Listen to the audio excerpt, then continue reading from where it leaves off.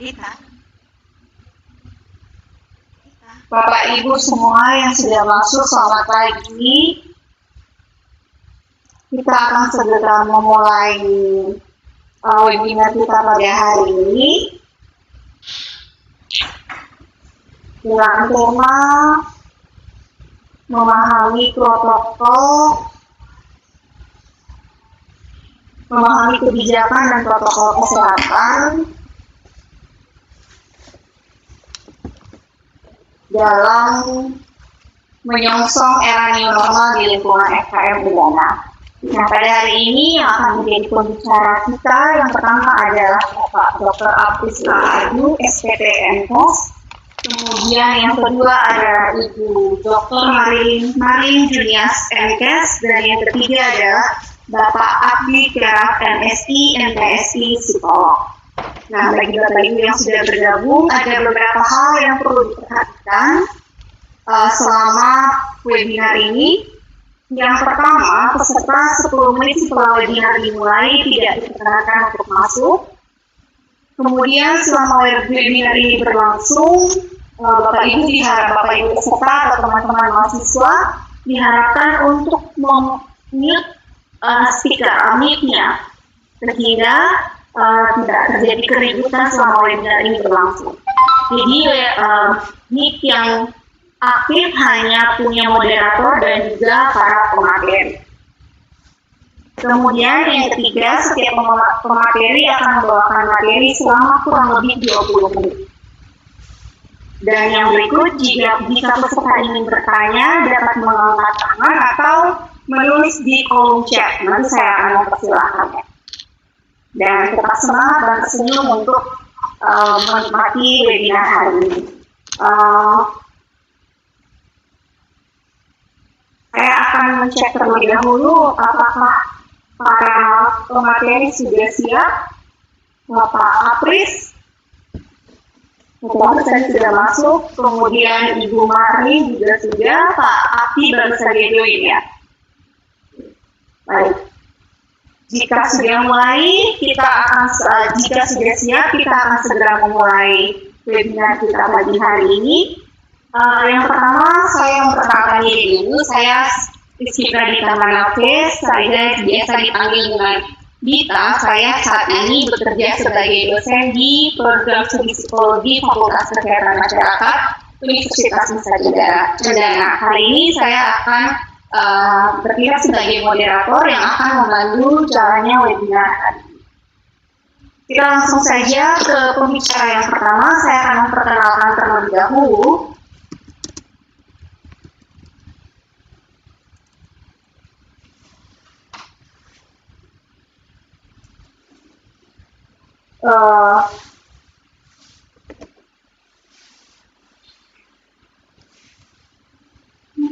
Pemateri yang pertama adalah Bapak Dr. Apris Adu, SPT MKes, lahir di Oebobo, Kota Kupang pada tanggal 13 Agustus 1976.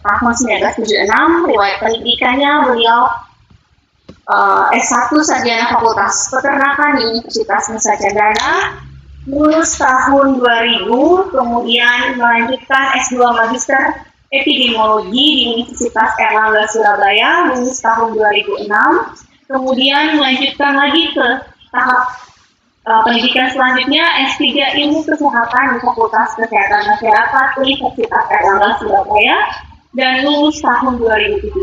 Pada saat ini, Bapak Apris menjabat sebagai Dekan Fakultas Kesehatan Masyarakat Universitas Nusa Cendana. Jabatan lain sebelumnya adalah sebagai Wakil Dekan 1 Fakultas Kesehatan Masyarakat Universitas Nusa Cendana, dan masih ada lagi jabatan-jabatan lain yang tidak mungkin saya jelaskan di sini karena pasti akan memakan waktu yang banyak. Kemudian Bapak Apris juga mengikuti pelatihan dan seminar selama 10 tahun ini saja sudah mengikuti 12 pelatihan dan seminar. Salah satunya adalah APH CPH Conference Public Health Challenge in the Asia Pacific Region, building regional from local experience and best practice.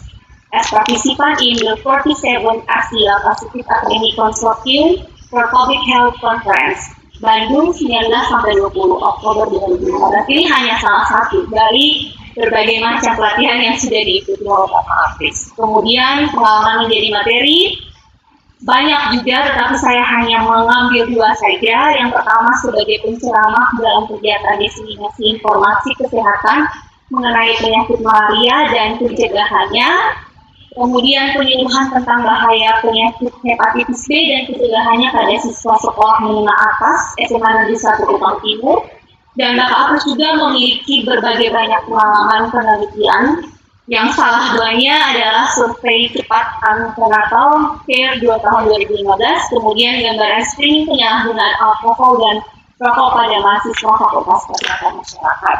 Nah, itu perkenalan terkait Bapak Apris. Selanjutnya kita akan masuk ke materi yang dibawakan oleh Bapak Apris.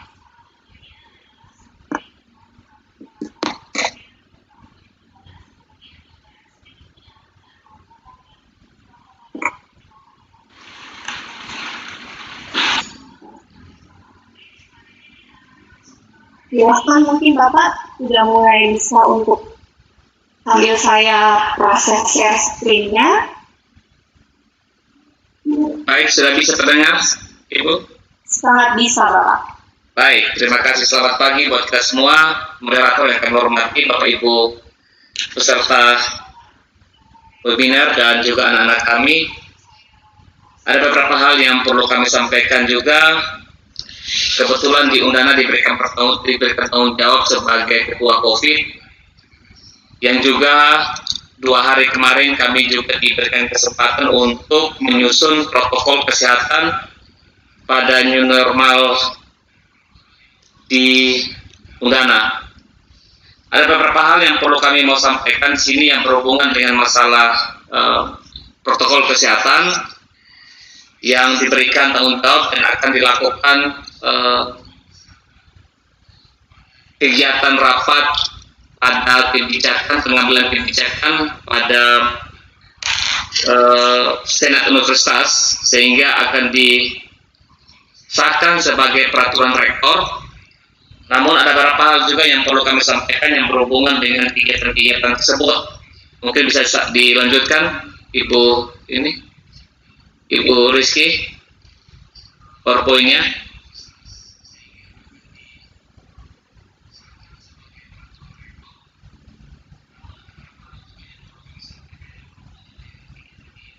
Bahwa sejak ditetapkan pada keputusan Presiden nomor 11 tahun 2020 yang menyangkut tentang situasi COVID-19 di Indonesia yang dinaikkan statusnya menjadi status kegawat daruratan, dalam hal ini menjadi masalah nasional, maka semua kementerian, dalam hal ini juga termasuk Kementerian Pendidikan dan Kebudayaan, itu diberikan kewenangan untuk juga bisa melakukan berbagai kegiatan-kegiatan dalam rangka penanganan masalah COVID.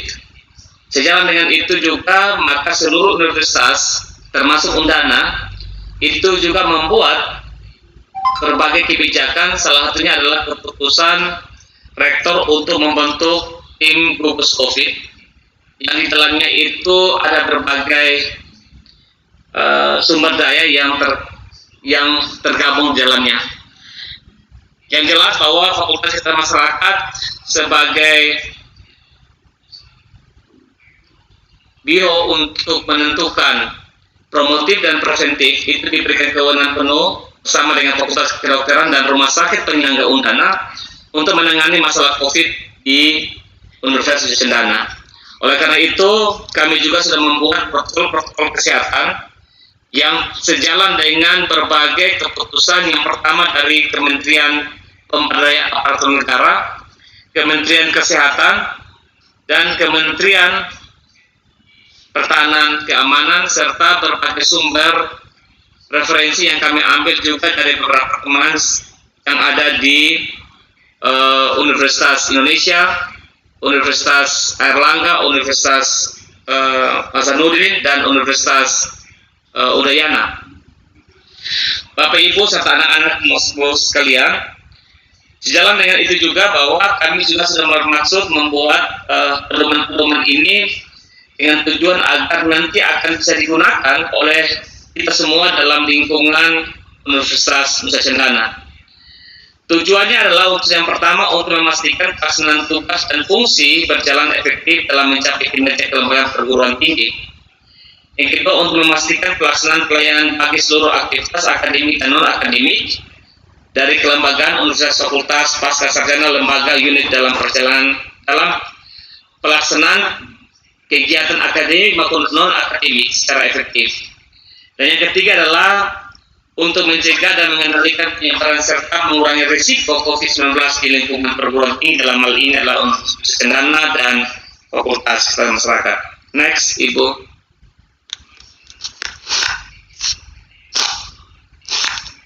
Ruang lingkupnya adalah bahwa ini akan berlaku untuk seluruh sivitas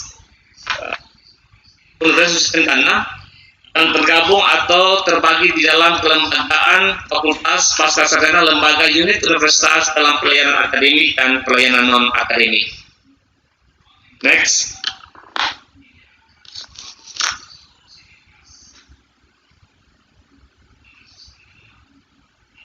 Ada 8 hal yang diatur dalam peraturan rektor yang sedang disusun dan akan dibahas nanti dalam Senat Universitas. Yang pertama adalah tentang pencegahan dan penyebaran COVID-19 dalam menjaga kesehatan diri dan juga kesehatan lain yang akan masuk dalam wilayah kerja Universitas Nusa Cendana. Yang kedua adalah pembelajaran yang kita akan atur, baik itu pembelajaran dalam hal ini pembelajaran tatap muka maupun pembelajaran online. Dan yang ketiga adalah kita akan bicara tentang masalah praktikum, PKL, KP, KKN, magang, dan kegiatan-kegiatan sejenisnya. Dan yang keempat adalah kita akan berbicara menyangkut seminar usulan hasil penelitian ujian skripsi tentang tesis dan disertasi. Saya membuat garis besar diskusi apa yang terkandung di dalamnya, apa yang memuat kegiatan-kegiatan dari poin 1 sampai poin 8 saya akan diskusi nanti. Lanjut. Kita akan bicara tentang forum akademik dan kemahasiswaan. Dan yang keenam, kita akan bicara tentang pelaksanaan program internasional dan mahasiswa asing.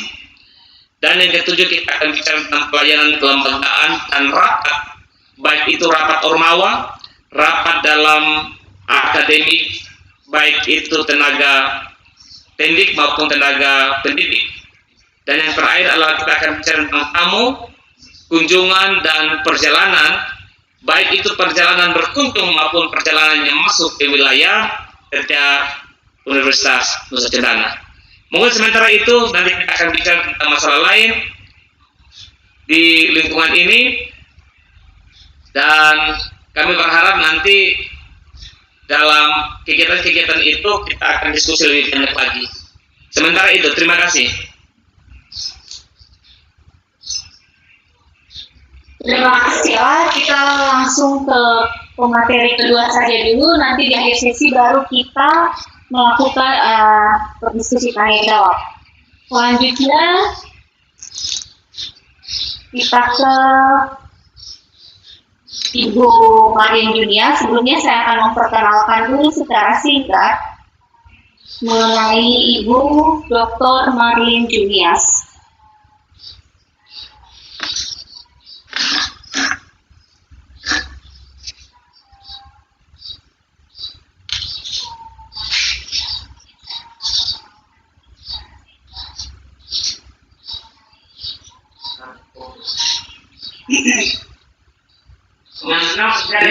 Ibu Dr. Marin Junias ini lahir di Jakarta 11 Desember tahun 1973. Kemudian pada saat ini menjabat sebagai Wakil Dekan 2 Fakultas Kesehatan Masyarakat Universitas Nusa Cendana, bagian keuangan dan administrasi. Ibu Marin Junias ini sebelumnya juga menjabat beberapa jabatan, terutama berkaitan dengan penjabat pengambil komitmen. Ada banyak penelitian, juga pengabdian, dan juga banyak hal yang sudah dilakukan Ibu Marlin Junias ini. Nah, untuk itu, silakan Ibu Marlin Junias untuk memulai. Mohon maaf ini sesuanya. Baik, terima kasih Ibu Dita bisa mendengar. Bisa mendengar, Bu, tapi suara Ibu cukup kecil, Bu.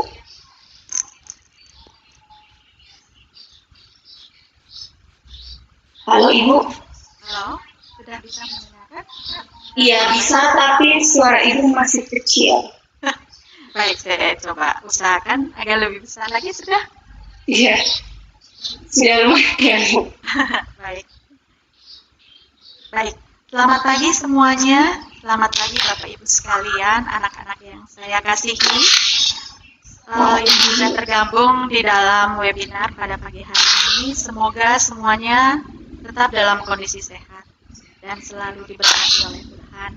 Saya akan coba memaparkan materi saya yang merupakan materi tentang implementasi mengenai protokol kesehatan yang nanti akan dilakukan di FKM Dana.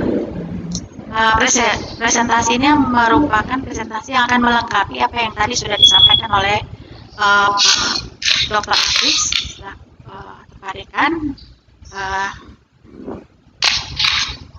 yang memaparkan tentang apa yang sudah dilakukan di Dana kaitannya dengan merebaknya pandemi COVID-19. Minta maaf, Kak Dita ini sudah bisa? Baik. Iya, Pak. Next. Oke. Next. Nggak bisa, Pak.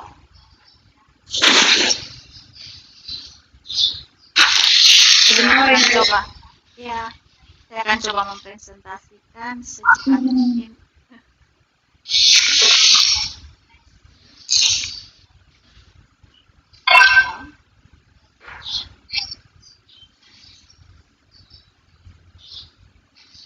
Halo? Halo, Pak. Aduh, bentar ya, Bu. Sudah.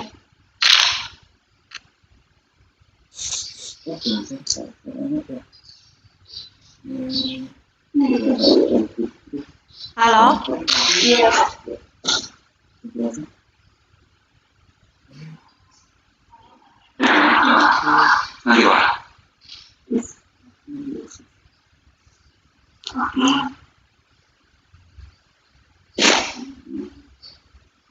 Yang bisa diterapkan dalam dua ini. Bentar ya, Bu, ya. Mohon maaf, soalnya saya dengar. Iya, nggak apa-apa, Kak.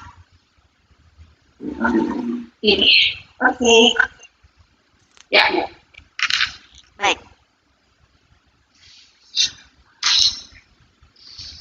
Baik. Memang kalau saya hari ini akan membawakan tentang implementasi protokol kesehatan menuju FKM yang sehat, lingkungan, dan terbebas dari COVID-19. Ya, next. Ya, memang kita semua terkejut dengan apa yang sekarang kita hadapi. Yang kita tahu bahwa virus corona ini sebenarnya adalah virus yang menyebabkan penyakit yang pada mulanya hanya seperti flu. Kemudian memperparah menjadi dan inilah yang kemudian akhirnya membuat kita harus berhati-hati karena dari wabah ini menjadi pandemi di seluruh dunia. Dari catatan yang ada, bahkan tanggal terakhir itu kita dapat di Indonesia setelah dihilangkan pemberlakuan pembatasan kerja, semakin banyak meningkatnya jumlah penderita. Oleh sebab itu kita harus lebih berhati-hati. Hanya barang sampai kita perlu melakukan suatu perubahan kebiasaan hidup dalam menghadapi wabah COVID-19 ini sudah menunjukkan. Berikutnya. Next, Kak. Iya, Kak, Mbak. Next. Lanjut. Ya. Apa yang harus kita perbuat? Ada dua hal. Pertama yang kita lihat, pertama kita harus kenali gejala awal terinfeksi corona. Dan kedua adalah kita harus menghindari daerah-daerah yang terpapar. Lanjut, Kak. Ya, jadi ini memang hal-hal yang harus kita lakukan untuk menghindari pemaparan virus COVID-19 ini. Lanjut, Kak. Nah, sesuai dengan protokol kesehatan yang sudah diberlakukan, ada 5 hal yang penting. Yang kemarin mulai dari awal haknya COVID-19 ada 5 hal penting yang sudah disampaikan untuk kita lakukan dalam mengantisipasi penyebaran COVID-19. Tangan pakai sabun, dari rumah, jaga jarak, dan selalu pakai masker, terutama saat kita berada di tempat. Terima kasih. Lanjut. Mohon maaf, suara kecil sekali. Ya, terutama pada saat demam ini wajib kita memakai masker. Lanjut. Ya. Jadi sebelum mungkin kita masuk kepada apa yang menjadi protokol yang berlaku di Udana, kita melihat protokol yang merujuk daripada WHO, Kemenkes, dan Kementerian Hukum dan HAM. Ada 15 protokol dalam penanganan COVID-19 di lingkungan dunia pendidikan. Tetapi saya tidak akan membahas satu persatu dari 15 protokol tersebut, tetapi saya mencoba membuat ringkasannya pada slide berikut ini. Lanjut, Kak. Lanjut. Nanti mungkin teman-teman bisa membaca pada slide ini yang saya ambil dari bersumber daripada COVID-19 Kemenkes. Ya, jadi penanganan atau protokol yang kita harus lakukan dalam pencegahan COVID-19 untuk menghindari pemaparan atau mengurangi risiko terinfeksinya virus COVID-19 yaitu ada 5 hal besar. Pertama yaitu menghindari kontak dengan orang yang sakit, yang tadi saya sudah sampaikan. Mungkin kita perlu melihat dari zona-zona mana itu, zona merah, zona orange, dan selanjutnya. Puji Tuhan saat ini NTT masih merupakan zona kuning. Dan dari data yang saya dapat per 11 Juni, NTT nihil penambahan kasus. Yang tercatat hanya dari 105 kasus, 67 masih dalam perawatan, dan 37 sudah sembuh dengan hanya 1 orang yang meninggal. Kita harus mensyukuri kondisi yang ada di saat ini, terutama di Kota Kupang. Ya. Jadi kita memang harus berusaha memahami protokol yang ada sehingga penularan itu tidak sampai kepada kita. Kita selalu dalam kondisi sehat. Hindari kontak, cuci tangan, selalu pada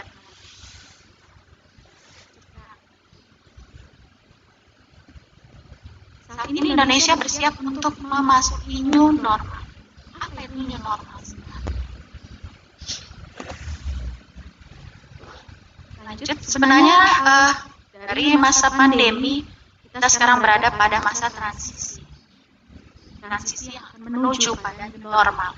Apa sebenarnya yang dimaksudkan dengan new normal? Kalau dari saya sendiri, dari beberapa referensi yang saya baca, saya memahami bahwa sebenarnya new normal adalah sebuah perilaku hasil adaptasi kebiasaan yang baru. Kebiasaan perilaku yang baru menuju pada masyarakat yang produktif namun aman dari COVID-19. Jadi bukan sesuatu yang bersifat berbeda dari sebelumnya, tetapi lebih kepada kita memperhatikan bahwa kita harus ada pada kondisi aman, tapi tetap produktif. Apa yang harus kita lakukan? Kita harus mempertahankan suatu perilaku baru yang berbasis pada hidup bersih dan sehat. Sehingga harapannya ke depan sehat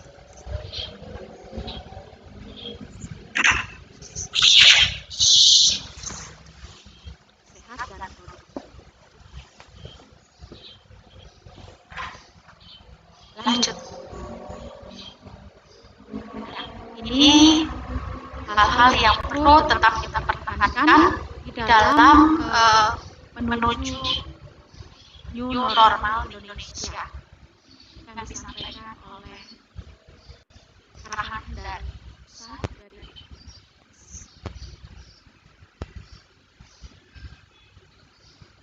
Kemenkumham. Ada 7 hal penting seperti yang terakhir pada slide ini.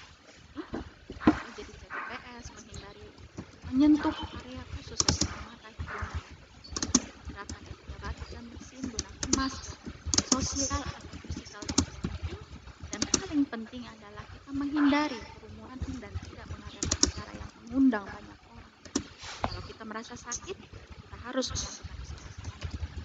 Tetap menjaga kesehatan, juga mengkonsumsi makanan bergizi.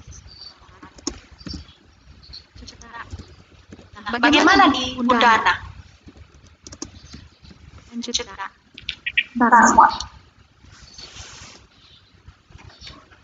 Ya, di Udana dengan adanya pandemi ini, arahan dari bahwa sivitas akut nikah dihimbau untuk tidak panik, tetap tenang, karena dengan kondisi tenang kita tetap menjaga secara psikologis dalam kondisi yang sehat.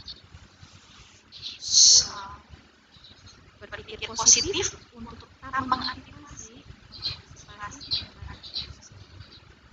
kita tetap menjalankan aktivitas, tetap melakukan semua aktivitas sebagai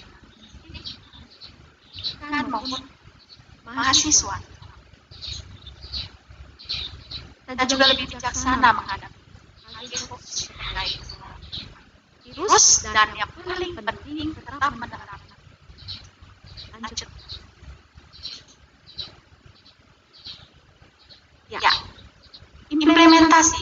Mengenai pengembangan implementasi protokol yang sudah dilakukan di Universitas Udana, sejauh ini saya mencatat itu kuliah daring sudah dilakukan dari tanggal 23 Maret, dan kita para pegawai negeri serta kontrak adalah jadi melakukan work from home dari tanggal 2 April sampai dengan 2 Juni tahun 2020 kemarin. Dan sekarang kita kembali melakukan aktivitas di kantor dengan tetap memperhatikan protokol-protokol kesehatan. Pekerjaan dibagi dalam bentuk shift, kemudian tetap diatur jaraknya minimal 1 meter setiap staf. Untuk masuk ke kampus sendiri itu di depan oleh yang dibawahi oleh itu sudah dilakukan protokol pencegahan mulai dari pemeriksaan suhu tubuh, wajib memakai masker dan sebagainya. Mahasiswa sampai saat ini belum diperkenankan masuk ke dalam wilayah kampus sendiri sampai tanggal 15 Juni. Jadi selain beberapa perjalanan itu, kemudian yang paling penting di sini sudah terbentuk tim COVID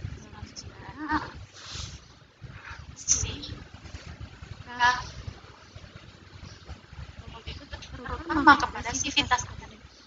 Dan banyak yang sudah dilakukan oleh tim ini disampaikan di bawah arahan dan Bapak DKM selaku ketua tim COVID-19 Udana. Banyak yang sudah dilakukan, yaitu seperti sosialisasi, edukasi, dan juga tindakan pencegahan penularan. Saat ini sudah ada di setiap fakultas tempat cuci tangan tersebut.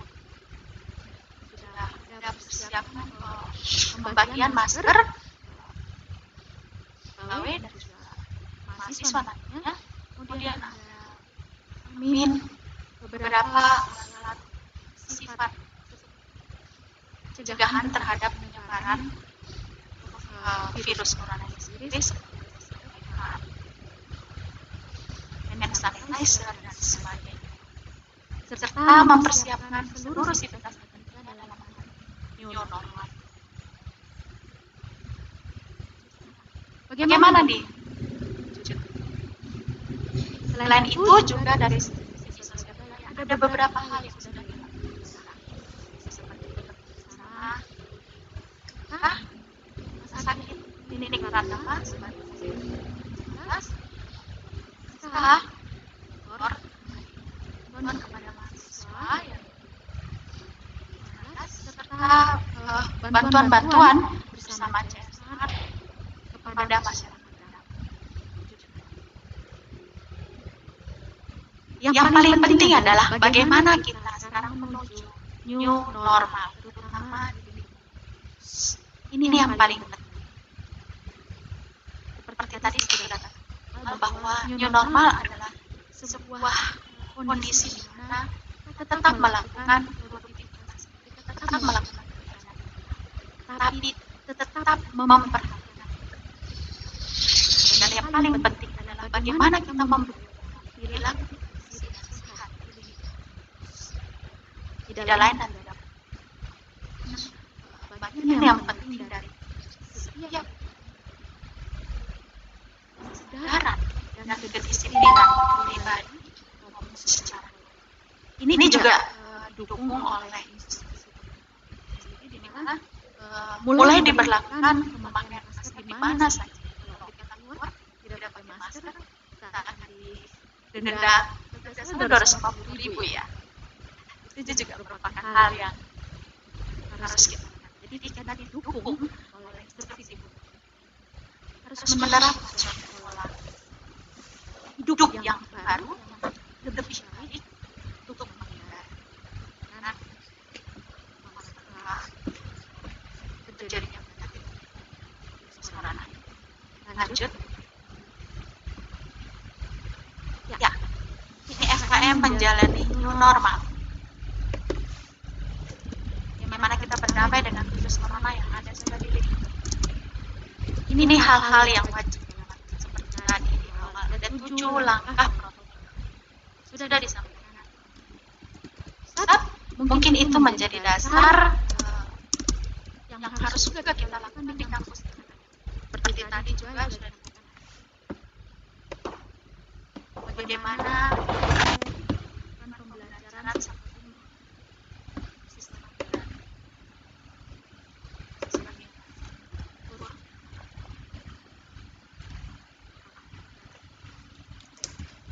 Maaf, mengulangi dengan kawan. Baik. Ya. Tidak susah. Ya, baik. Jadi apa yang saya coba sampaikan di sini adalah FKM new normal adalah cara berdamai dengan virus corona. Tadi sudah disampaikan Pak Dekan juga bahwa ada hal lain yang sudah dicoba diatur oleh pimpinan rektorat itu bagaimana proses pembelajaran, PBL dan magang juga kerja sudah mendukung, sudah melihat bahwa dana sudah siap menuju normal. Tapi yang paling penting di sini adalah bagaimana kita beradaptasi dan membiasakan kita disiplin dan mempunyai kesadaran untuk menerapkan PHBS, perilaku hidup bersih dan sehat. Kita lihat mulai dari depan itu sudah dilakukan pengukuran suhu dan sebagainya. Kita harus wajib cuci tangan pakai sabun saat kita memasuki lingkungan kampus. Ya, kemudian kita mengatur jarak. Sampai saat ini mahasiswa yang pekerjaan staf sudah diatur posisinya sehingga menerapkan protokol kesehatan dengan berjarak minimal 1 meter. Nah, mahasiswa sampai saat ini masih diberlakukan pembelajaran lewat daring. Ini nanti berikutnya setelah ada ketentuan mengatur pada saat mahasiswa masuk Selain itu juga kan kita selalu memakai masker dimanapun kita berada supaya menghindari terjadinya penyebaran virus corona. Tahu bahwa yang paling rentan itu mulut.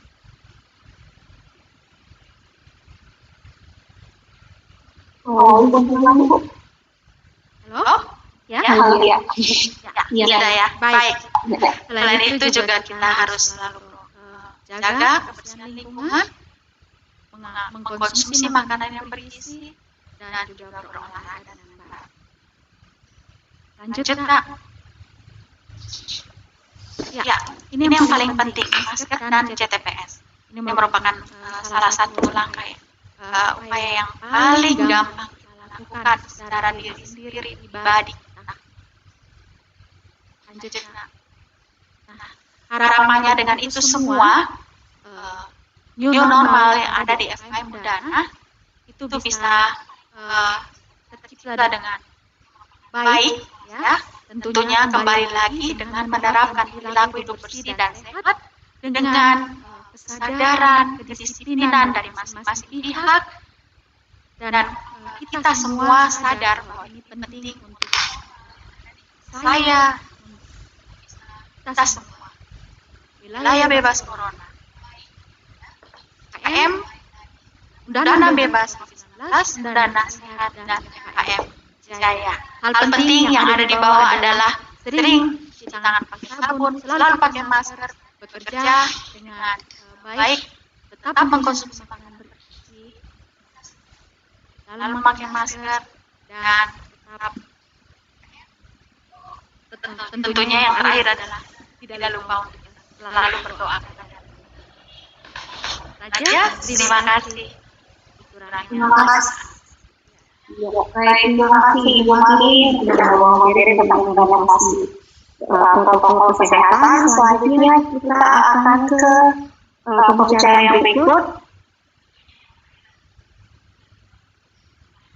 Bapak MKP Abdi Tiara SPSI, lahir di Kupang 11 September tahun 1976, riwayat pendidikannya S1 Fakultas Psikologi Universitas 1945 Surabaya. Kemudian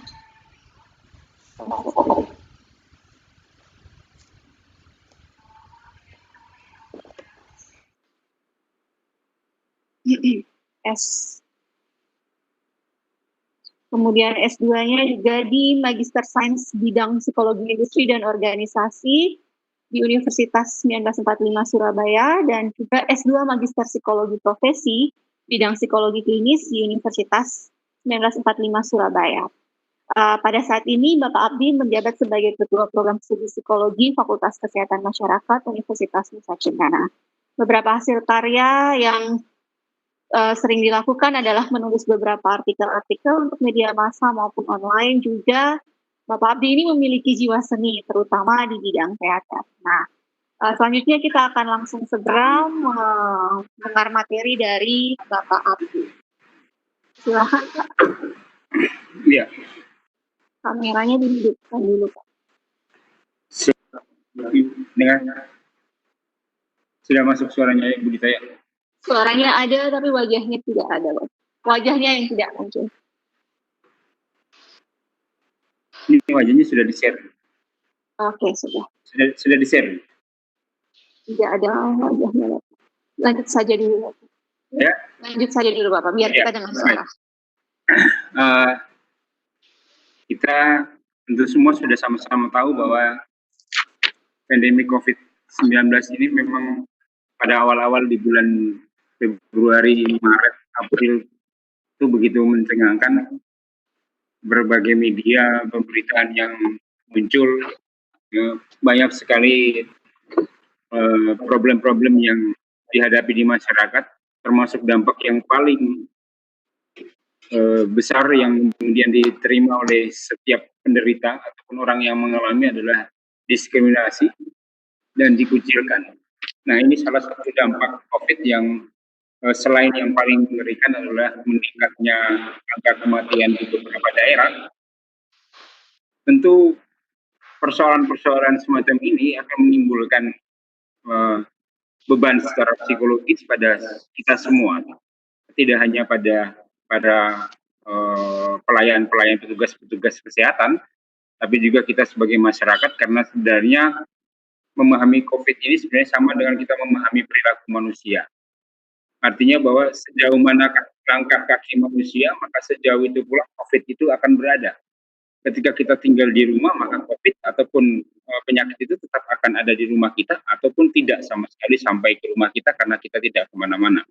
Nah, kita tahu bahwa pemerintah sudah mengeluarkan berbagai macam kebijakan, dan yang terakhir adalah rencana kebijakan new normal. New normal, kalau dalam konteks pemahaman dari keilmuan psikologi, sebenarnya bagaimana kita menyiapkan perilaku kita untuk menghadapi norma-norma baru, ya, norma-norma, kebijakan-kebijakan baru, apalagi kalau kita di ranah akademis, di kampus, tentu peluang potensi terjadinya penyebaran COVID-19 ini akan sangat besar, karena jumlah kita, ya, kemudian peluang terjadinya kontak secara fisik, terjadinya pelanggaran-pelanggaran terhadap protokol kesehatan pun juga sangat besar. Kalau sejak awal tidak dilakukan upaya-upaya pencegahan, salah satunya melalui sosialisasi tentang perilaku new normal di lingkungan kampus. Karena dari beberapa informasi media bahwa kebanyakan terjadinya penyebaran itu melalui orang-orang dengan tanpa gejala, dan itu rata-rata orang usia muda. Saya sama Pak Ade kan pernah mengikuti pertemuan bersama dengan Dinas Kesehatan Provinsi, gugus tugas. Itu dari data yang disampaikan di bulan-bulan April kalau tidak salah, itu 87% itu adalah orang tanpa gejala, dan itu usia 15 sampai dengan 35 tahun. Nah, ini hal yang tentu kisaran usia itu ada di tingkatan usia mahasiswa, usia muda. Sehingga bisa saja jadi bahwa ketika kita tidak menyiapkan perilaku kita sejak awal, sejak dini, apalagi ketika kita akan memasuki proses akademik nanti, ya, di kampus, maka perlu sekali kampus ataupun fakultas menetapkan bagaimana kemudian kebijakan-kebijakan new normal itu harus segera kemudian dibuat, dan secara khusus kita harus fokus pada bagaimana menciptakan, membentuk perilaku sehat. Perilaku sehat dalam konteks ini adalah bagaimana kemudian setiap kita para pelaku sivitas akademik itu mampu mengidentifikasi perilaku-perilaku yang menjadi tujuan kita, yaitu untuk menjaga supaya lingkungan kita, terutama di FKM maupun di Udana, itu tetap dalam kondisi zero COVID ataupun tidak tertular COVID, dalam arti bahwa harus dimulai dari yang paling kecil, skup lingkup yang paling kecil itu di tingkat prodi, ke fakultas, dan kemudian pada ranah universitas.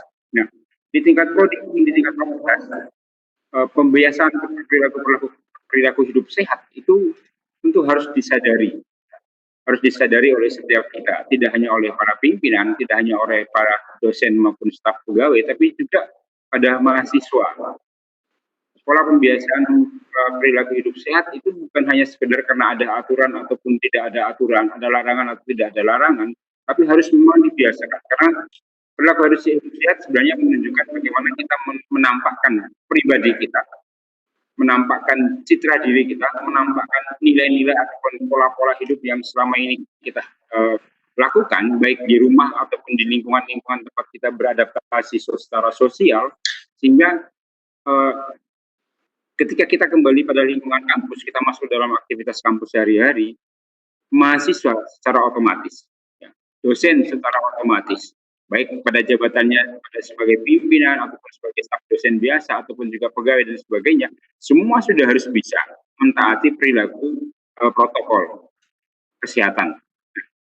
Pembiasaan ini tentu bisa dilakukan, dijalankan dengan pertama adalah kita mencoba untuk mengidentifikasi, kita mengamati hubungan perilaku yang mungkin saja muncul, yang terjadi berpeluang terjadinya kontak. Kita tahu selama ini misalnya pegawai dengan mahasiswa berpeluang terjadinya kontak, maka muncullah, kita sudah tahu ada social physical distancing dan segala macam. Nah, ini perlu disadari secara baik oleh setiap kita, oleh setiap baik mahasiswa maupun tenaga pengajar dan dosen, yang kemudian yang kedua adalah identifikasi pengaruhnya. Bagaimana ketika misalnya kita, salah satu dari kita kemudian melanggar, tidak melakukan, tidak menerapkan social distancing atau physical distancing, dampaknya seperti apa? Ini perlu diidentifikasi dengan baik. Karena kita tidak tahu bahwa siapa saja bisa saja menularkan ataupun tertular oleh COVID. Kemudian langkah yang berikutnya adalah menentukan prioritas apa faktor-faktor perilaku yang bisa kita rubah. Dalam konteks ini adalah ketika kita berbicara tentang perilaku, maka di lingkungan kampus, apa yang bisa kita rubah, apa yang bisa kita biasakan, apa yang bisa kemudian kita upayakan untuk itu muncul. Jika belum ada, harus dimunculkan, harus ditampakkan. Nah, kalau teman-teman, Bapak Ibu dosen atau mahasiswa kita ke kampus, sekarang kita sudah punya di kami, di psikologi juga sudah ada, kemarin kami sudah dapat alat cuci tangan, bilik untuk cuci tangan. Nah, alat itu sebenarnya bukan saja sebagai sebuah pajangan, juga bukan sebagai simbol bahwa kita di FKM atau di prodi taat protokol, tetapi perilaku hidup sehat harus diwujudkan dengan ketika kita melihat itu, kita harus menyadari ketika masuk keluar ruangan, program ke fakultas ataupun di lingkungan kampus, itu harus ditaati betul. Sehingga lama-kelamaan kita akan menjadi terbiasa. Ya, atau kemudian sekarang sudah mulai membiasakan diri dengan membawa hand sanitizer, ya, yang kecil. Saya lihat kalau di beberapa toko itu dijual dengan begitu murah, sekitar 10 ribuan untuk satu botol kecil itu gampang mudah dibawa. Kemudian di lingkungan kampus juga perilaku hidup sehat kita juga harus memiliki sebuah proses perencanaan untuk menentukan target intervensi.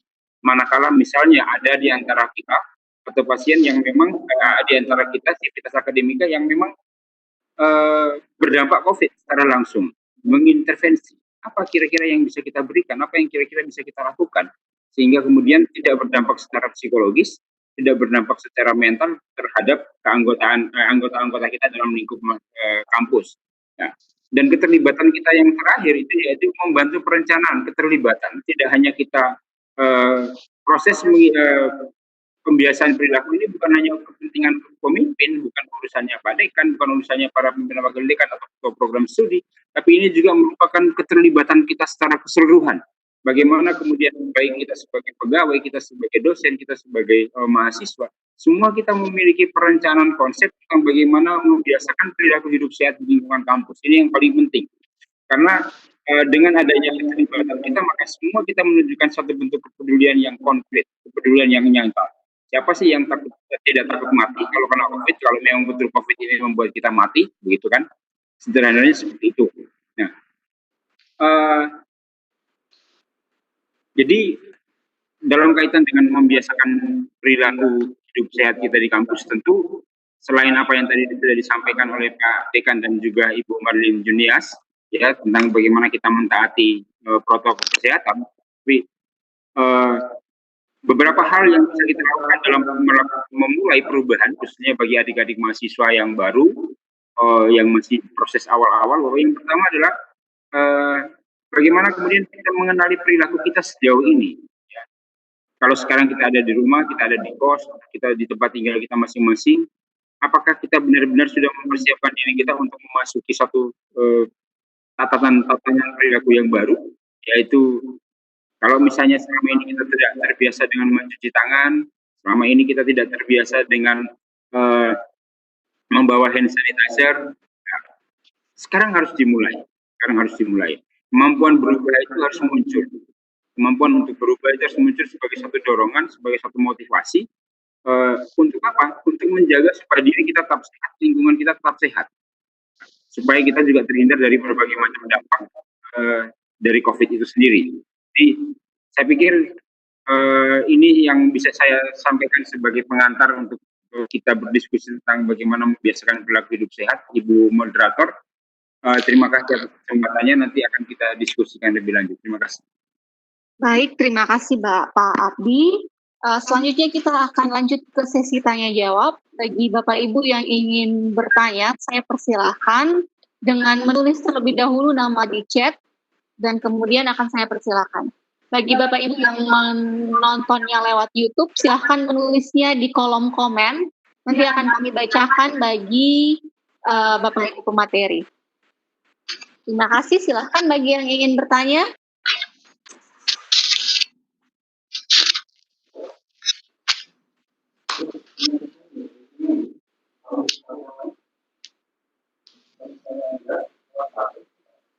Silahkan bagi Bapak Ibu yang ingin bertanya.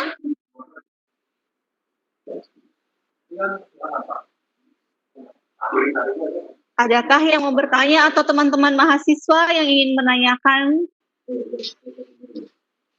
Mumpung ini kita bertemu langsung dengan Pak Dekan, juga Bapak Ibu Wakil Dekan 2, juga Pak Kaprodi. Jadi bagi teman-teman mahasiswa yang ingin bertanya, bisa dipersilakan dengan menulis nama terlebih dahulu di kolom chat dan kemudian akan saya persilahkan.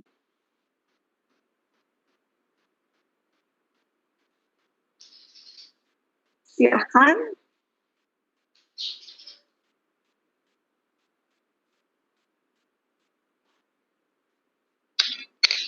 Adakah yang ingin bertanya?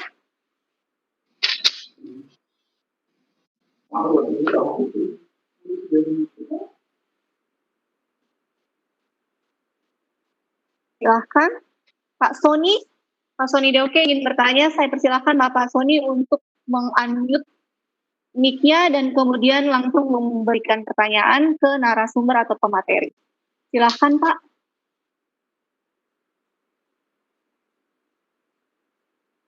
Silahkan Bapak Sony.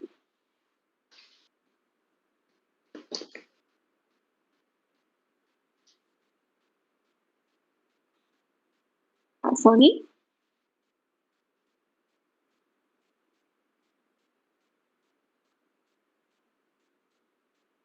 Silahkan Pak Sony.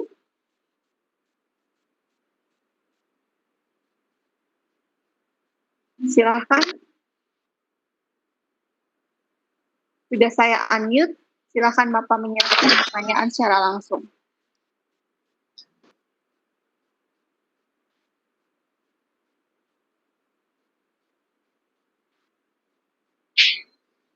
Pak Sony. Silahkan Pak Sony.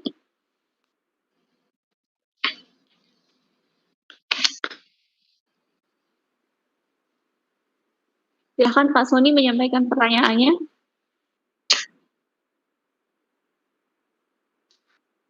Selain Pak Sony, ada lagi Bapak Ibu atau teman-teman mahasiswa yang ingin bertanya, silahkan.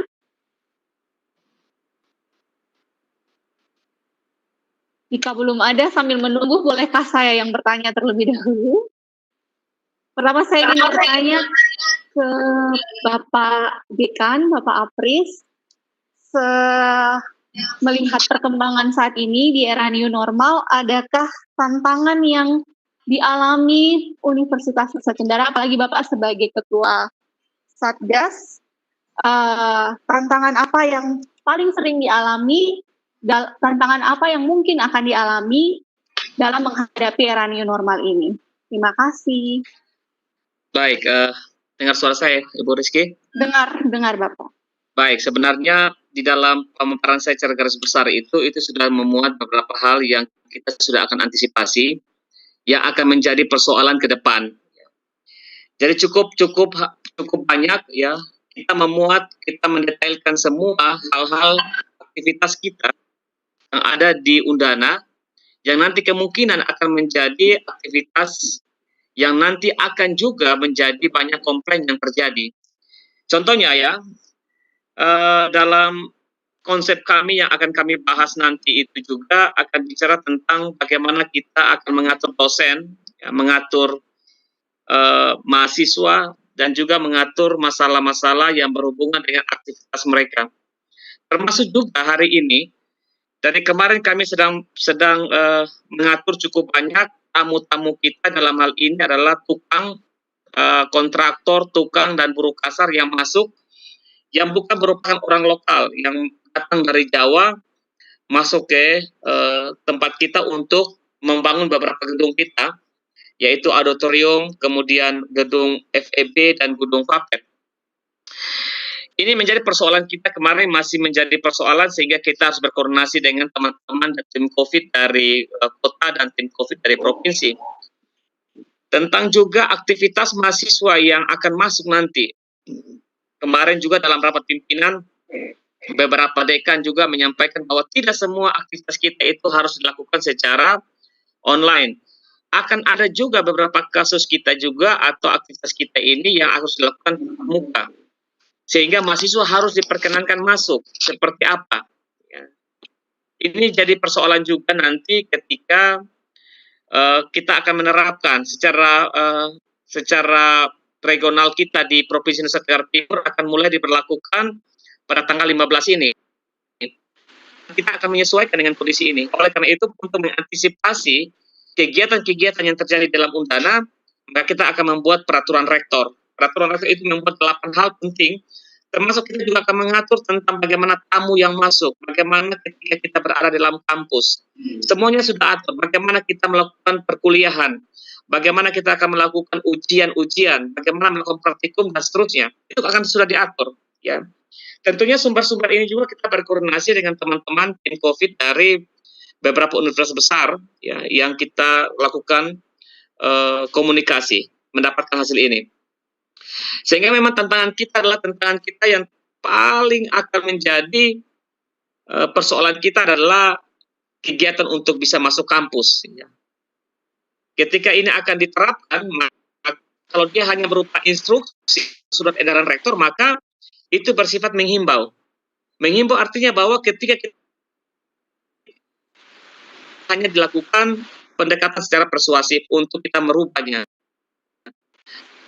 Ini sudah dinaikkan statusnya, nanti akan menjadi peraturan rektor, maka bukan saja dia bersifat menghimbau, tetapi dia mengikat kita secara aturan dan hukum.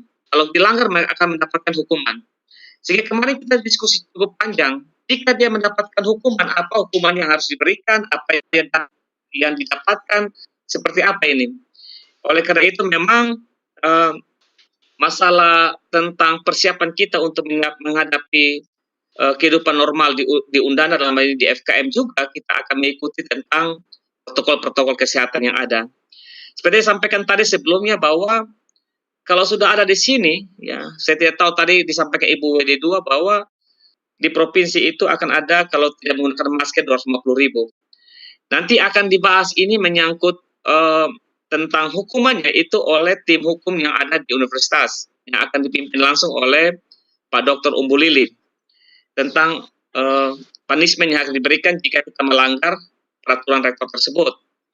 Namun yang saya mau bilang bahwa tantangannya akan pasti ya akan mendapatkan banyak-banyak masukan-masukan baik yang bersifat positif maupun juga kritikan.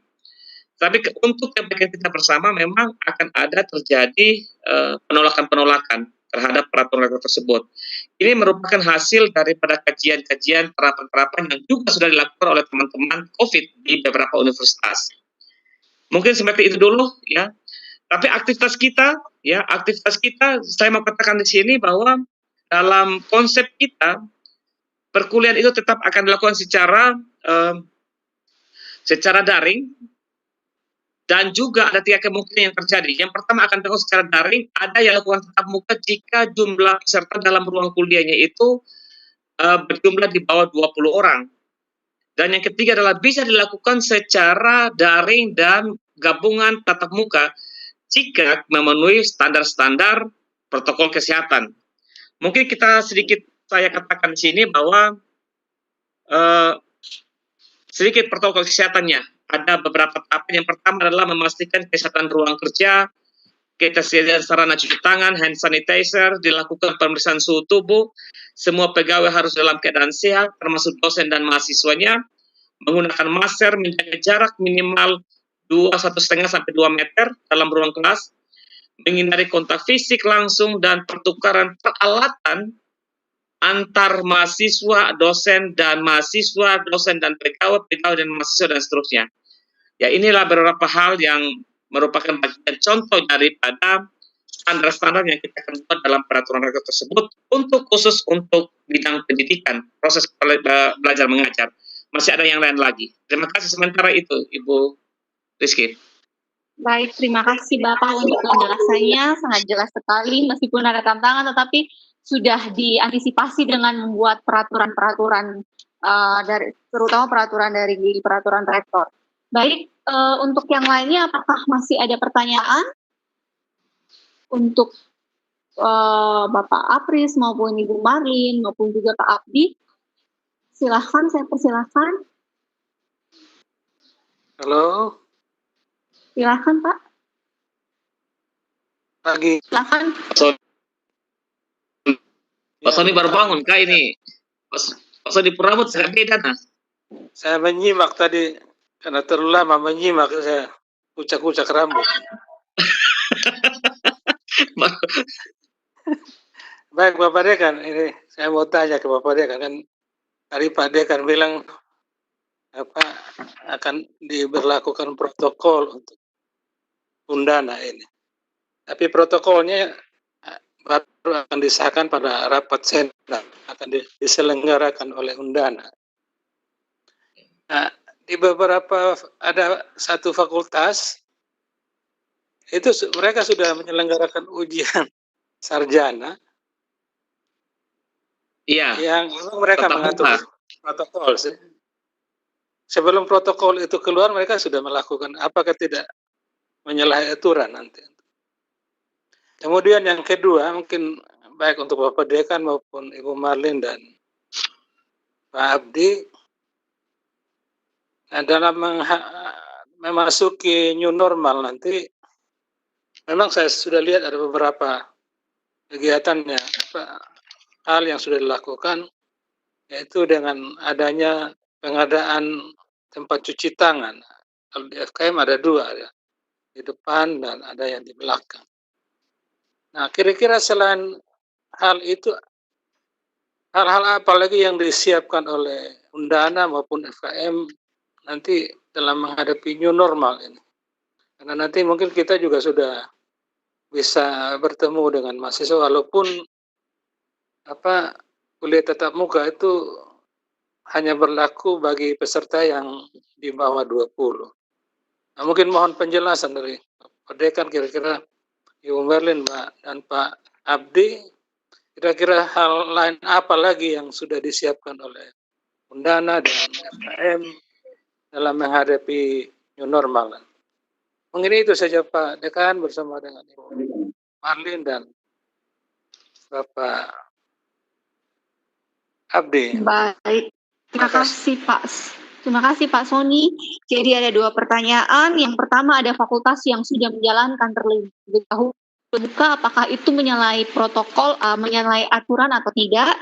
Dan yang kedua, hal lain apa saja yang sudah disiapkan Undana maupun fakultas terhadap dalam menghadapi new normal ini? Mungkin saya persilahkan terlebih dahulu dari Bapak Dekan, Pak Apris. Baik, terima kasih. Pak Sony, saya lihat Pak Sony ini antara 2, terlalu banyak menyimak atau baru bangun ini Pak Sony ini. Karena WFH ini waktu libur nih. Baik Pak Sony, memang kemarin waktu rapat pimpinan di jam 11 siang kemarin itu ada juga dekan yang menyampaikan bahwa mereka melakukan ujian tatap muka menggunakan protokol kesehatan menurut mereka. Tapi protokol kesehatan seperti apa kita tidak tahu karena tidak ada pemantauan dari tim gugus COVID Undana. Tetapi sudah langsung ditanggapi oleh Pak Rektor bahwa itu menyalahi aturan menyangkut surat edaran Rektor sebelumnya bahwa sampai dengan akhir semester ini semua kegiatan kita akademik itu dilakukan secara daring dan sudah ditegur langsung oleh Rektor kepada dekan yang bersangkutan. Dan untuk membuat peraturan Rektor ini kemarin juga disampaikan oleh Pak Ketua penyusunnya Pak Umbu Lili, Dr. Umbu Lili dan Dekan Hukum bahwa akan cukup memakan waktu yang cukup panjang, kurang lebih 2 minggu. Tetapi kalau kita akan mengikuti irama yang dilakukan oleh tim teman-teman dari provinsi pada tanggal 15 ini akan dilakukan new normal penerapannya, maka Rektor akan mengeluarkan surat edaran sementara sambil menunggu disahkannya peraturan Rektor tersebut. Dan yang kedua, menyangkut apa yang harus disiapkan. Semua ketika sudah masuk dalam new normal bahwa semua aktivitas kita di Undana akan langsung dikendalikan oleh tim gugus COVID Undana yang akan bekerjasama dengan teman-teman di fakultas. Oleh karena itu, untuk mengantisipasi new normal ini, tadi new normal, apa itu new normal, tadi sudah disampaikan oleh Ibu Marlin, bahwa kita sudah akan menyiapkan alat cuci tangan. Apakah saya mungkin di psikologi ini sudah ada belum nih? Karena psikologi dapat jatah 1 ya di psikologi ini. alat cuci tangannya. Dan semua fakultas setiap itu akan mendapatkan setiap prodi untuk mengantisipasi kegiatan kita bahwa kita masuk dalam new normal, yaitu wajib cuci tangan. Dan kami juga sudah membeli alat fogging penguapan ya berjumlah 15 alat fogging, dan nanti itu akan langsung ditangani oleh teman-teman gugus COVID dalam penyihatan lingkungan.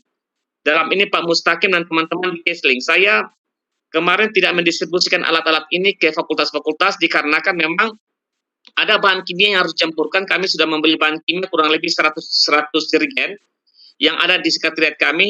Kami akan berkoordinasi nanti dengan Pak Mustaqim dan teman-teman Kesling yang harus menangani ini. Jadi KB akan melakukan penyemprotan. Jadi teman-teman dari setiap fakultas yang membutuhkan untuk mendapatkan pelayanan ini harus menghubungi kepala laboratorium kesehatan lingkungan nanti. Alat foggingnya cukup bagus, kita hanya sistem penguapan saja, tidak penyemprotan menggunakan cairan, tapi penguapan menggunakan listrik. Sehingga satu ruangan itu hanya butuh waktu 3-5 menit untuk disinfektan. Yang ketiga adalah kita juga akan sudah menyiapkan thermoscan guns itu untuk melakukan pengukuran suhu tubuh. Kami kemarin melakukan pengadaan melalui tim COVID akan dibagikan ke semua prodi, itu 65 buah. Kami sedang meminjamkan dulu untuk teman-teman satpam menggunakannya. Tapi ke depan kami akan mendistribusikan setelah bagian umum keuangan, bagian umum perlengkapan mereka melakukan penyemprotan sebagai inventaris COVID Undana 2020.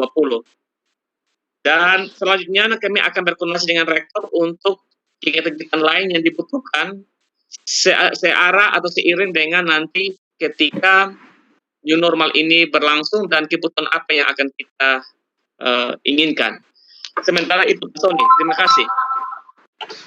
Terima kasih, Bapak Dekan. Mungkin ada tambahan dari Ibu Marlin maupun Pak Abdi. Saya persilahkan. Ibu Marlin terlebih dahulu. Baik, terima kasih Bu Dita. Terima kasih Pak Sony tadi sudah menanyakan buat saya menyambung apa yang tadi disampaikan oleh Pak Dekan ya. Dan kalau di FKM sendiri kita menunggu peraturan yang akan dikeluarkan oleh pimpinan. Kemudian nanti akan mungkin kita buat di dalam semacam leaflet sebagai sosialisasi dan edukasi kepada masyarakat sivitas khususnya yang ada di FKM sehingga menimbulkan suatu kesadaran dan disiplin untuk berperilaku PHBS. Itu rencana yang sementara saya pikirkan itu. Selain itu juga tadi sudah disampaikan oleh Pak Dekan ada disinfeksi ruangan. Ya. Kemudian kalau mengenai jarak social distancing itu sudah diberlakukan di staff ya, kita sudah atur dan memang itu sudah teratur dengan baik jarak para pekerja, para staf di ruang kerjanya sehingga saya pikir itu sudah merupakan satu cara untuk mengurangi penyebaran. Kami semua di FKM juga wajib memakai masker selain wajib melakukan CTPS yang alatnya sudah ada di depan ya. Selain ada hand sanitizer yang nanti akan dibagikan di setiap ruangan. Kemudian alur pelayanan juga kami sudah siapkan untuk setiap mahasiswa tidak bisa langsung jika ada yang berhubungan dengan staf kependidikan atau kemahasiswaan itu semua akan dilakukan dan satu pintu di depan yaitu dilayani oleh Pak Fedi, kemudian nanti Pak Fedi akan melanjutkan kepada bagian yang sehubungan dengan permintaan atau keperluan dari mahasiswa tersebut. Jadi tidak semua bisa langsung bertemu dengan para staf untuk melaksanakan apa yang dilakukan. Jadi semua lewat satu pintu, alur kerjanya juga sudah. Jadi nanti termasuk kepada Kaprodi juga mungkin nanti kalau mahasiswa mau bertemu itu ada di depan bertemu, kemudian apa yang dibutuhkan itu yang nanti disampaikan kepada ada pembatasan zona-zona yang bisa dilalui oleh mahasiswa itu sendiri. Apa yang mereka butuhkan, sampaikan, kemudian setelah itu mereka pulang. Tidak langsung mereka harus berkumpul dan menunggu lain hari itu juga. Ini tuh tambahan dari saya untuk menjawab. Terima Baik, kasih. terima Mungkin kasih. langsung ya. Tentunya paling penting adalah kita berusaha untuk menimbulkan kesadaran dan disiplin ya untuk berperilaku. Itu paling penting kalau saya. Baik, terima Baik, kasih. setuju Bu. Kesadaran dan kedisiplinan itu hal yang penting untuk Ya, terima kasih Marlin. baik. Terima kasih Ya. Bu Marlin. Sama-sama Pak Ada Sani, tambahan Ibu dari Dita. Pak Abdi? Ya, saya sedikit saja menambahkan, Ibu Dita. Saya tidak, kalau soal apa yang disiapkan oleh kampus tentu tadi sudah disampaikan oleh Pak Dekan dan juga Ibu Marlin. Yang mau saya tekankan di sini adalah bahwa seberapa banyak pun yang disiapkan oleh kampus atau fakultas, tapi kemudian kalau kesadaran itu tidak muncul dari setiap kita yang terlibat di dalam aktivitas kampus, ya saya kasih contoh yang paling sederhana, misalnya kita dalam satu ruangan, apakah di dalam satu ruangan akan modal dasar persahabatan, modal dasar kita adalah satu sejawat, dan kemudian akhirnya kita bebas untuk kemudian bisa tidak mentaati peraturan itu di dalam ruangan, padahal sudah jelas bahwa physical distancing itu tidak hanya terbatas pada di luar, tidak hanya terbatas ada orang lihat tuh Pak Kepro Psikologi dengan Pak Jaya, aturannya ditegakkan di luar, tapi dalam ruangan kita jabat tangan, minum kopi sama-sama. Nah, ini yang tentu harus kita antisipasi. Adalah keberanian, kemudian kita harus saling peduli. Ya, keberanian untuk saling menegur satu dengan yang lain, mengingatkan satu dengan yang lain supaya kita menghindari. Karena kita tahu persis bahwa sistem penyebaran dari COVID ini adalah seperti berjaring. Kalau tidak salah mungkin seperti multi level marketing gitu ya. Jadi satu ambil satu, dan seterusnya. Sehingga penekanan yang paling utama adalah ketika kita diberlakukan new normal dalam aktivitas kita sehari-hari di kampus, dosen dengan dosen, dosen dengan mahasiswa, dan dosen dengan pegawai atau pegawai dengan pegawai adalah bagaimana kemudian kita memiliki kemampuan untuk mengendalikan diri, untuk melindungi diri kita sendiri, melindungi orang lain, teman kita, sejawat kita yang ada di samping kiri kanan. Karena kita tidak tahu apakah saya ini positif atau negatif, Pak Dekan ini positif atau negatif, kita tidak pernah tahu dengan pasti. Karena kalau kita bicara COVID ini kan sampai sekarang tidak ada satupun yang tuntas tentang COVID ini. Mau apa yang tuntas dari COVID ini, penyebarannya. Saya pikir itu saja Pak Ibu Dita, tambahan saya. Terima kasih. Terima kasih Pak Abdi. Terima kasih Pak Dekan, juga Bu Marlin dan Pak Abdi yang sudah menjelaskannya. Apakah sudah dipahami Pak Sony? Baik, kita lanjutkan. Ada pertanyaan dari YouTube untuk Bapak Ibu pemateri dari Simon Jordi Jibrail Lenggu, FKM semester 6. Saya ingin bertanya mengenai bagaimana jika ada urusan kampus, tetapi mahasiswa berkaitan tidak memiliki kendaraan dan harus menggunakan bemo ke kampus. Apakah nantinya akan ada kebijakan mengenai bemo atau bus tidak masuk kampus? Apakah kedepannya bus atau bemo tidak bisa masuk kampus atau justru masuk, tapi bagaimana dengan jumlah penumpang dalam bemo tersebut? Terima kasih. Ini kira-kira pertanyaannya bisa dijawab oleh Pak Dekan atau Ibu Marlin. Saya persilahkan Pak Dekan saja, sepertinya lebih paham. Ketua gugus tugas soalnya. Baik. Yang pertama, untuk sementara ini sebelum dikeluarkannya surat peraturan rektor, maka kita tetap menggunakan protokol kesehatan yang sudah ada, yaitu sementara sesuai dengan edaran rektor mahasiswa belum diperkenankan masuk.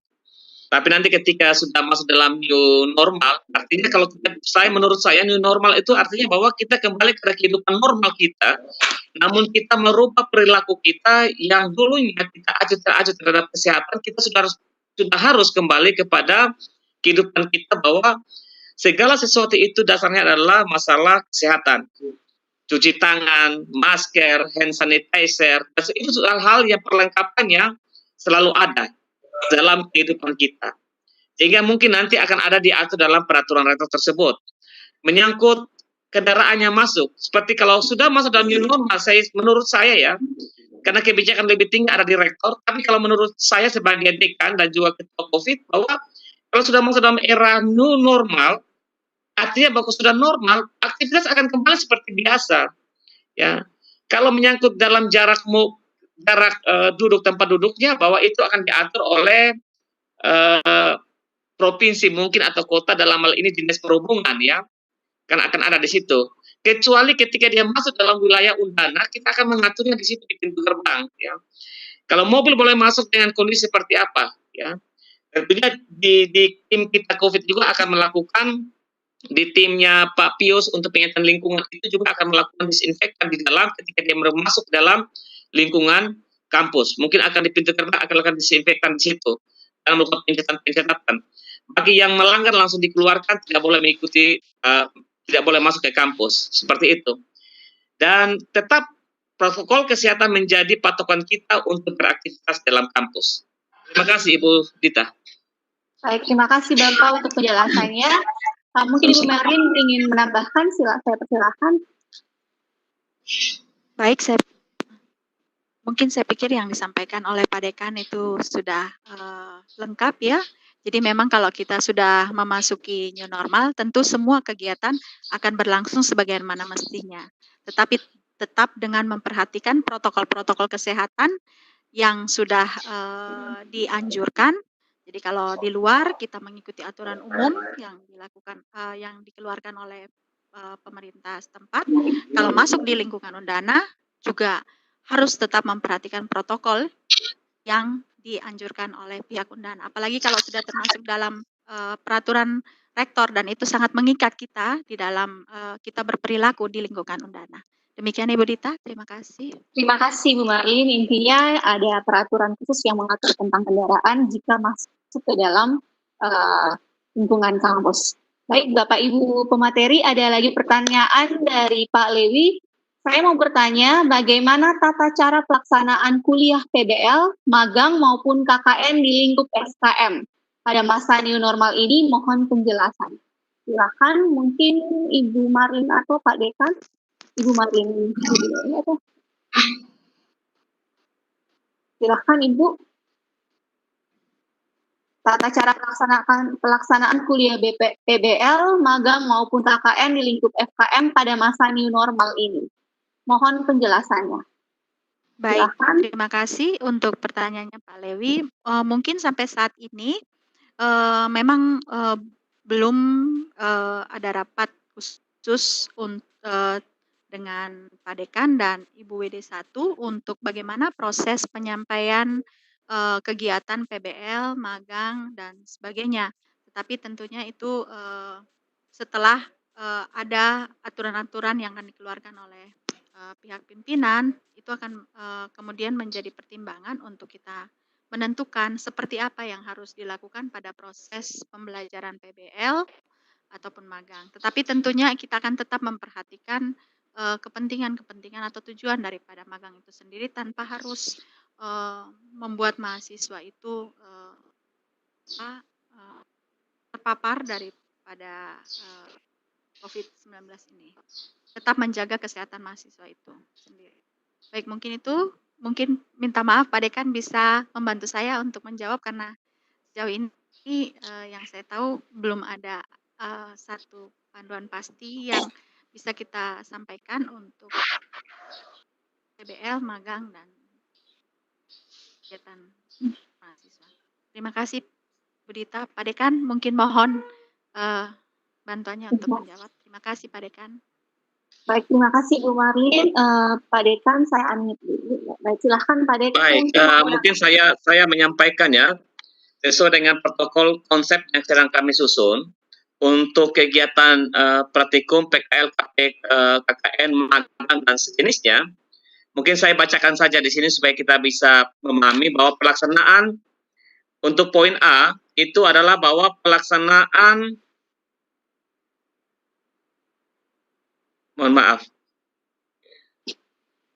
pelaksanaan kegiatan praktikum ditunda atau digantikan dengan bentuk kegiatan penugasan lainnya yang setara dengan menggunakan media online. Untuk poin B, pelaksanaan PKL, PBL, PKKN, magang, dan kegiatan sejenisnya digantikan dengan bentuk kegiatan penugasan lainnya yang setara dengan menggunakan media kegiatan daring atau online. Kemudian C, rektor berdasarkan permohonan dekan dapat memberikan izin pelaksanaan praktikum menggunakan laboratorium dan seterusnya. Artinya bahwa dasar kegiatan kita ini masih menggunakan sistem kita adalah sistem daring. Artinya bahwa PBL, magang atau apapun juga tetap masih menggunakan sistem daring.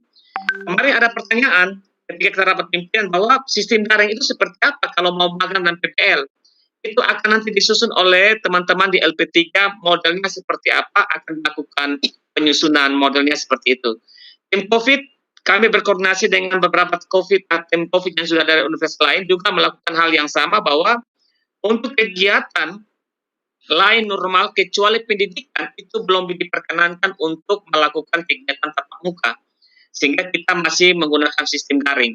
Modelnya seperti apa nanti teman-teman di LP3 yang akan menyusunnya. Sementara itu, terima kasih.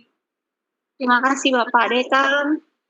Kemudian masih ada lagi pertanyaan dari Yuven Lawrence Taki. Izin bertanya Ibu, dalam setiap kegiatan pencegahan di FKM, ada tidak kegiatan yang melibatkan mahasiswa? Saya pikir mahasiswa juga harus dilibatkan agar mahasiswa belajar dan memahami. Terima kasih Ibu. Silahkan, ini karena sudah menyebut Ibu berarti ditujukan kepada Ibu Mardi.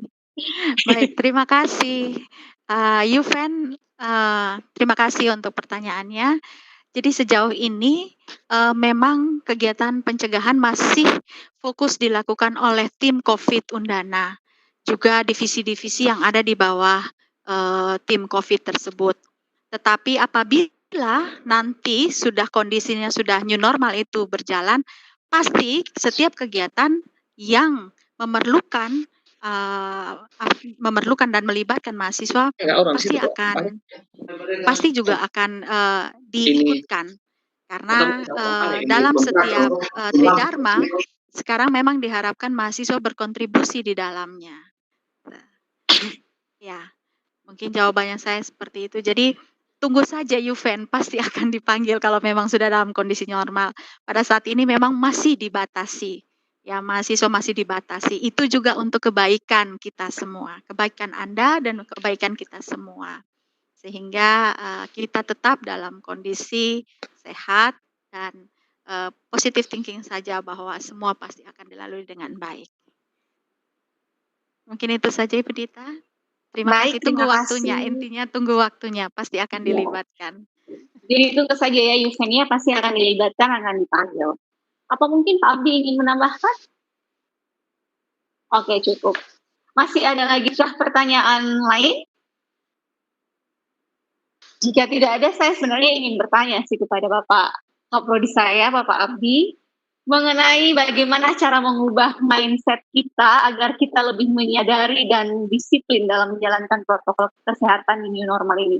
Ini mungkin Pak Abdi sebagai seorang psikolog bisa lebih menceritakan bagaimana cara kita untuk mengubah mindset kita. Terima kasih. Ya. Abdi buang sedikit. Baik, terima kasih Ibu Dita. Sederhana sebenarnya kalau ketika kita mengubah, semua berangkat dari apa yang kita miliki. Ya. Yang kita miliki artinya bahwa setiap hari kita tidak lepas dari banyaknya informasi yang masuk, data yang masuk tentang COVID. Ya, kita mengenal informasi yang terakhir sekarang. Kalau kita mau secara jujur kita katakan, siapa sih yang tidak tahu protokol kesehatan tentang COVID? Semua, sampai lapisan usia yang paling ya 3-4 tahun pun anak-anak tahu. Nah, artinya bahwa ketika kita memulai, kita berangkat dari pengetahuan informasi yang kita peroleh, ya. Kemudian kita mengidentifikasi, proses mengidentifikasi kebutuhan, bahwa apakah saya membutuhkan sebuah perilaku sehat, ya. Jadi mengidentifikasi informasi, memperoleh informasi, kemudian mengidentifikasi sejauh mana. Yang paling sederhana, jika kita punya proses identifikasi terhadap kebutuhan pribadi, bahwa saya sebagai individu, sebagai manusia biasa, saya juga perlu dong hidup sehat. Siapa yang mau sakit-sakitan? Ya. Sehingga ketika proses identifikasi itu terjadi dalam diri kita, maka kita akan mengenali perilaku-perilaku mana yang harus kita hindari, mana yang kemudian harus kita tingkatkan, mana yang kemudian harus betul-betul kita jauhi. Contoh misalnya yang paling sederhana, misalnya merokok atau minum alkohol. Ya, di masa pandemik ini tentu kebiasaan kita memabuk-mabukan, mahasiswa-mahasiswa yang biasa kumpul kemudian minum alkohol itu biasa, mahasiswa dari daerah itu tidak bisa dipungkiri. Itu ada salah satu kebiasaan, misalnya harus kumpul ataupun kita dalam tradisi-tradisi tertentu. Nah, ini tentu harus secara perlahan bergeser, berubah secara bertahap. Jadi new normal ini sebenarnya kalau dalam konteks yang paling sederhana adalah kita memasuki norma-norma, ya, new norms paling gampangnya new norm. Satu keadaan bagaimana kemudian norma-norma itu akan diterapkan secara bertahap, ya, yang sudah ada kemudian ditingkatkan menjadi lebih baik dan lebih berkualitas, yang selama ini kita anggap sebagai satu perilaku yang buruk, dan ketika kita memahami konteks perilaku itu adalah secara kultur, secara masyarakat semua sekarang sedang menuju pada sebuah perubahan tatanan kehidupan perilaku yang baru, maka kita pun juga harus, artinya supaya apa, bahwa kita mengidentifikasi kebutuhan-kebutuhan kita itu atas dasar prinsip bahwa keyakinan nilai-nilai kita mau tidak hidup selamat. Dasarnya dari situ. Kalau memang tidak mau ya sudah, gitu kan. Tapi kemudian kita harus paham bahwa ketika ketidakmauan kita itu akhirnya berisiko pada diri sendiri maupun berisiko pada orang lain. Saya pikir sederhananya begitu, Ibu. Baik, terima kasih Pak Abdi, cukup jelas ya. Jadi yang penting yang pertama kita harus mengumpulkan, mendapatkan informasi, kemudian identifikasi kebutuhannya, dan memikirkan risiko dari perilaku yang akan kita lakukan. Nah, apa untuk menentukan perilaku baru? Baik, apakah masih ada pertanyaan lagi yang ingin disampaikan kepada Bapak Dekan, Ibu Wakil Dekan 2, dan juga Pak Kaprodi Psikologi? Silahkan.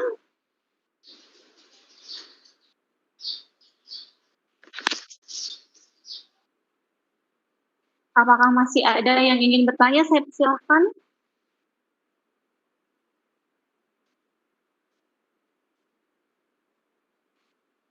Tiga, dua, satu. Baik, sepertinya sudah tidak ada lagi yang ingin bertanya. Saya menyimpulkan bahwa Undana Fakultas Kesehatan Masyarakat sudah membuat kebijakan dan juga peraturan terkait new normal, dalam menghadapi new normal di lingkungan Fakultas Kesehatan Masyarakat ini. Tetapi yang paling penting adalah kesadaran dan kedisiplinan kita untuk melakukan protokol-protokol kesehatan tersebut dalam menghadapi new normal.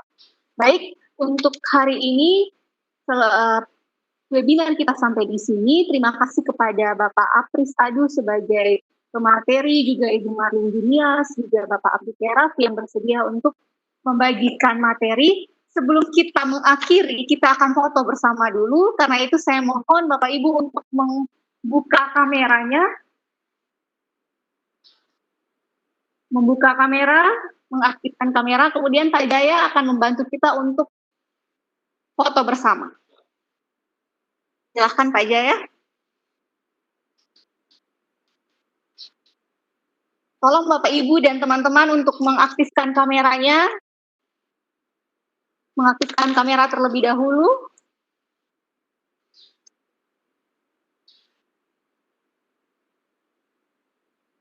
Masih banyak yang belum mengaktifkan kamera nih, saya lihat di sini. Kita foto bersama, silahkan.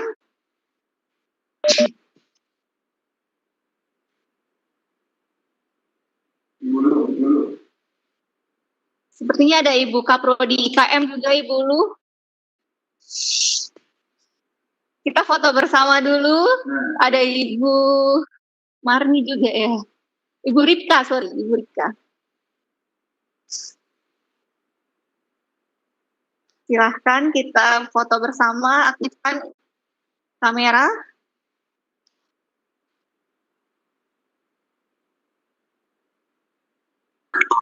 Supaya biar kita hanya webinar tetap aja ya, kita ada foto bersama. Tidak harus seminar nyata kita foto bersama, tapi dalam webinar pun tetap. Narsis dengan protokol kesehatan ya.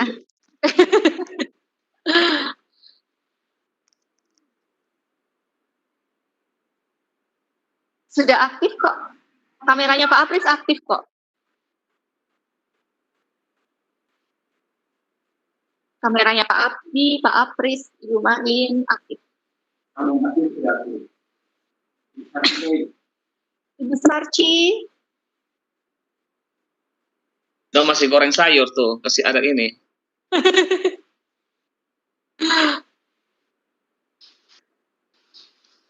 Silahkan.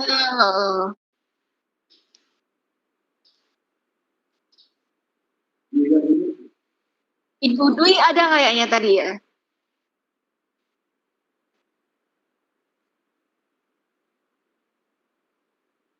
Ya, baik. Ibu Ana Talahatu. Ibu Ana Sudi Pegadaian mungkin. Baik. Pertama gaya formal ya Pak Jaya. Oh, itu tidak bisa tuh, itu Ibu Lut, 3 orang sekalian tuh. Itu bukan foto selfie tuh. Pak Agus, Ibu itu protokol kesehatan tidak bisa mereka berdekatan 3 orang tuh. Tapi ini Melanggar protokol kesehatan tuh.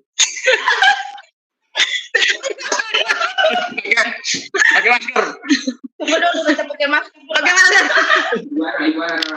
Ibu Ana Talahatu, Ibu Angel Litandun, Ibu Kristi, Kelihatan wajahnya, masa. Pak Muntasir. Kita mulai saja kali ya Pak Jaya. Ya, Gaya. kelihatan muka saya, buka sudah.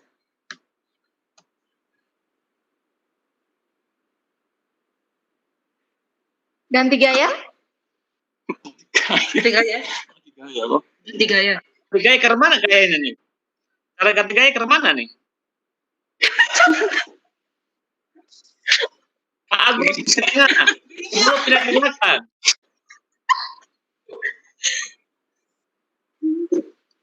Atau Pak Agus di pangkok Ibu. Nanti positif, Pak. Positif hamil. Positif COVID, positif hamil. Oke Pak Jaya.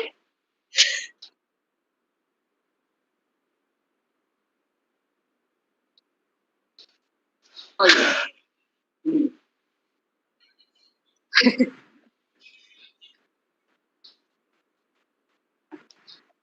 Siapa itu? Ada Ibu Serly juga. Hai Ibu. Wis dah. Wis go. Belum. Masuk di sini dulu berarti. Sudah Pak?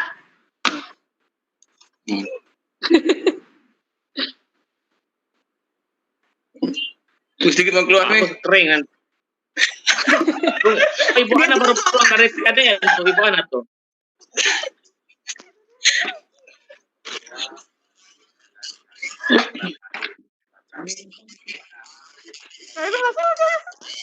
Apa tuh? Tuh sekali yang resmi Ibu Ana baru masuk.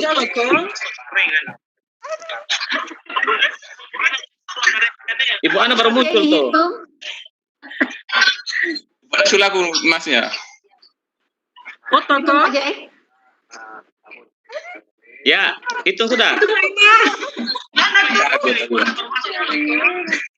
Buana baru belum sikatan. Aja gitu. Ibu Ana kepang 2 oh. Kayak anak-anak SMA tuh kepang 2 tuh. ABG dulu. ABG. Baru habis keringat. Kenapa? So itu berbangun. Kenapa Pak Jaya? Hah? Dari sini nggak bisa? Ayo kita hitung ya Pak. Kita Gimana caranya? 3.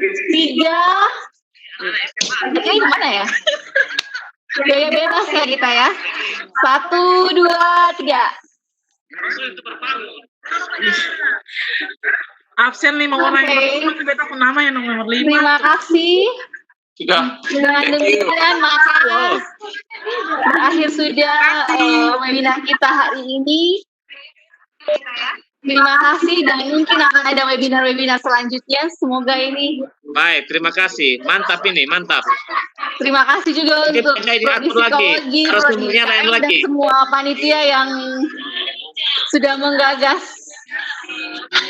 webinar ini terselenggarakan. Semoga ini memotivasi yang lainnya untuk melakukan webinar-webinar sejenis ini. Setuju, setuju. Terima Mantap. kasih. Sampai jumpa di webinar selanjutnya. Terima kasih. Selamat Pak Dekan. Terima kasih Ibu Marlin Manias. Terima kasih banyak. Jumpa. Pak Ya. Dekan, Terima kasih Pak terima Dian, terima kasih Bu Dita. Ya, terima kasih Pak Abdi Ya, untuk terima kasih, Bu Dita. Pak Jaya. kepercayaannya. Terima kasih. Pak Jaya. Pak Jaya mantap. Pak Jaya. Pak Jaya Tuhan ini. memberkati. Pak Jaya ini administrator terbaik nih.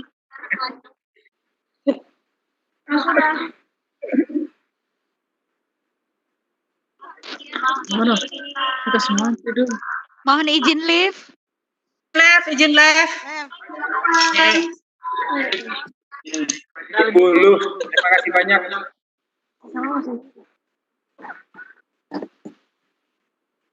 Oke, exit.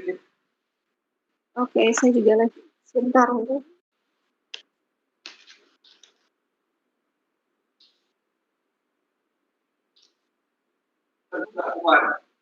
Terlalu banyak. Terlalu penuh.